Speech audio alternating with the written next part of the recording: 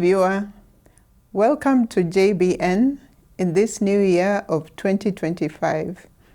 I'm excited to be with you once again, and I look forward to having more presentations with you, bringing you information, some interesting insights and views about life in the diaspora.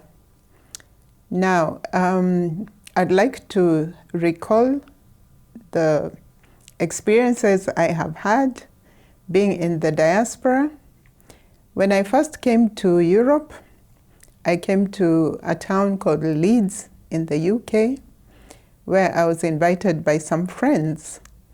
And I promised myself that I wouldn't live in Leeds.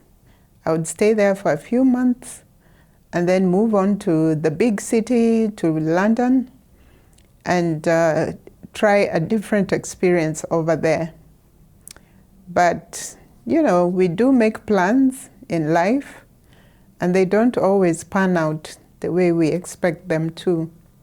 And I'm sure for you, it's the same.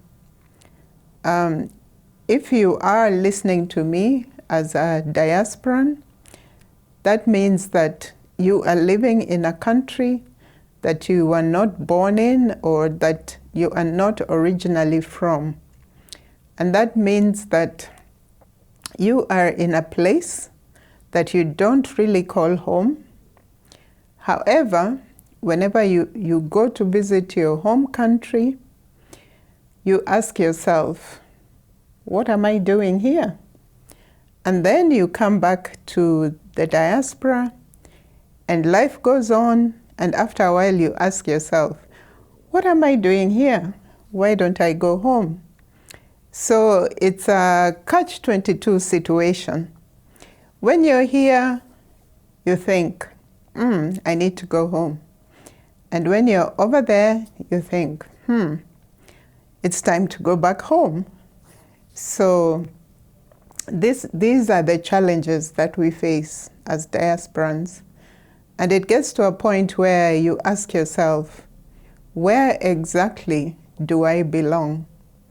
Because you're here in a foreign country, this is where your life is, this is where you work, this is where you're earning your living. And, you know, you're living day by day by day. There's different challenges, different experiences, but this is where you spend most of your time.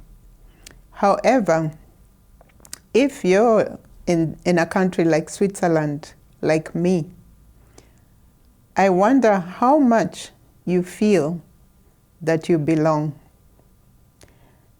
Do you ask yourself questions like, when will I ever relax? When will I ever make friends? When will I ever get a job? When will I ever get children, settle down, all this, all that? And, you know, it goes on and on and on. And then when you go back to your home country, it's the same thing. You look around you, the people you grew up with, your friends, your family members, they are so happy, they have moved on with life, they are coping with things as they are. And you think, oof, I do not belong here. Where would I fit if I was to move back here? And so this is the challenge that we face as people living in the diaspora. And if you look a little further, look at the next generation, you know, the children that we have had here in the diaspora. How connected are they to your home country? Do they have nationality papers for your home country? If, for example, your children are part Kenyan, do they have a Kenyan ID? Do they have Kenyan passports? Are they dual citizens? And if not, what are you doing to make that happen? Or are you doing anything to make it happen? Or are you just comfortable having them, for example, as Swiss or American or British? How much of our culture are we passing on to our children? How much are they learning about our countries? Do they have the same passions? Do they have the same love? Do they even visit our home countries? And if not, why? So these are the questions that have been running through my mind, and I would appreciate it if you could drop me a note and let me know how you feel about any of these topics. And who knows, maybe one day you can be sitting here with me and we can have a panel discussion about these issues. And I think they're very pertinent, they're very important, because the children are our future, and the next generation need to be grounded. They need to be confident.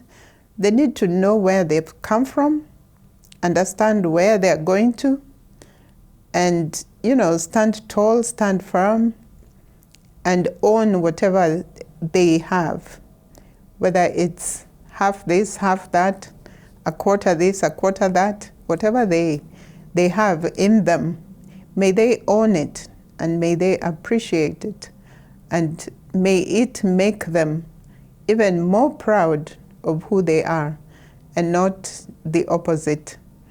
Because sometimes, you know how it is with children, they can stereotype each other, they can even bully each other because of being different from everyone else.